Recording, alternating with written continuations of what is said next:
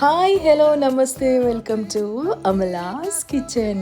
చూస్తున్నారు కదా, ఫుల్ కలర్ఫుల్గా ఉంది కదా. Beans, carrot, cauliflower veggie fry చేసేసుకుందాం ఈరోజు. సో ఫస్ట్ అయితే మనము ఇవి చిన్న చిన్న ముక్కలుగా కట్ చేసేసుకొని స్టీమ్ పెట్టేసుకుందాం. బాయిల్ చేయట్లేదు ఇక్కడ, మనము స్టీమ్ పెడదాం.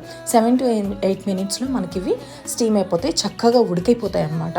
సో ఇప్పుడు ఒక చిన్న కడాయి తీసేసుకొని దాంట్లో కొంచెం ఆయిల్ వేసేసి, ఆయిల్ వేడెక్కిన తర్వాత మినప్పప్పు, కొంచెం ఆవాలు, ఆ తర్వాత కరివేపాకు వేసేసుకొని కొంచెం చిటపడలానిద్దాం. దాని తర్వాత మనం స్టీమ్ చేసి బాయిల్ చేసుకున్న ఈ బీన్స్, క్యారెట్, కాలీఫ్లవర్ మొత్తం అందులో వేసేసుకుందాం. అది జస్ట్ ఒక 2 minutes ఉంటే చాలండి, ఎక్కువ అవసరం లేదు. వెంటనే టేస్ట్కి తగ్గట్టు సాల్ట్, పసుపు 2 యాడ్ చేసి ఒక 1 minute వేసిన తర్వాత ఫ్రై చేసుకుందాం. అలా వేసిన దాంట్లో మనము పుట్నాలతో పౌడర్ చేసుకుంటాం కదా,